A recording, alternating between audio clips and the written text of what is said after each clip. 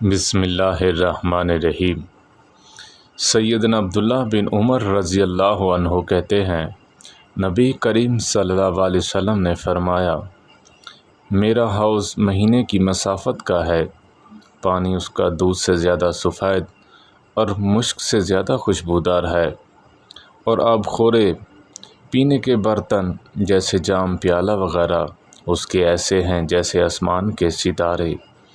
جس نے اس میں سے ایک دفعہ پانی پی لیا وہ پھر کبھی پیاسا نہ ہوگا۔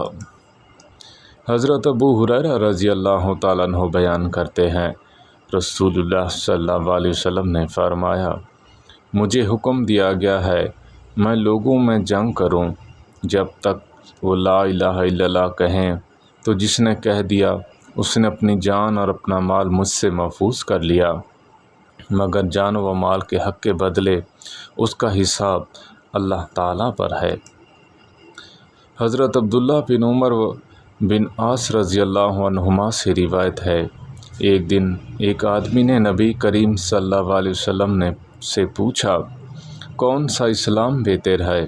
آپ صلی اللہ علیہ وسلم نے فرمایا، تم کھانا کھلاؤ اور جس کو پہچانو اس کو بھی اور جس کو نہ پہچانو اس کو بھی، الغرض سب کو سلام کرو۔ حضرت ابو ہریرہ رضی اللہ تعالیٰ عنہ سے روایت ہے، رسول اللہ صلی اللہ علیہ وسلم نے فرمایا، شیطان آدمی کے سر کے پیچھے رات میں سوتے وقت 3 گرہیں لگا دیتا ہے، ہر گروہ پہ یہ افسوس پھونک دیتا ہے کہ سو جا ابھی رات باقی ہے۔ اگر پھر کوئی بیدار ہو اللہ کی یاد کرنے لگے تو ایک گروہ کھل جاتی ہے، پھر جب وضو کرتا ہے تو دوسری گرہ کھل جاتی ہے، اگر پھر فرض یا نفل نماز پڑھے تو تیسری گرہ بھی کھل جاتی ہے۔ اس طرح صبح کے وقت آدمی چاق و چوبند خوش مزاج رہتا ہے، ورنہ سست بد ظن رہتا ہے۔ اللہ تعالی ہم سب کو عمل کرنے کی توفیق عطا فرمائے۔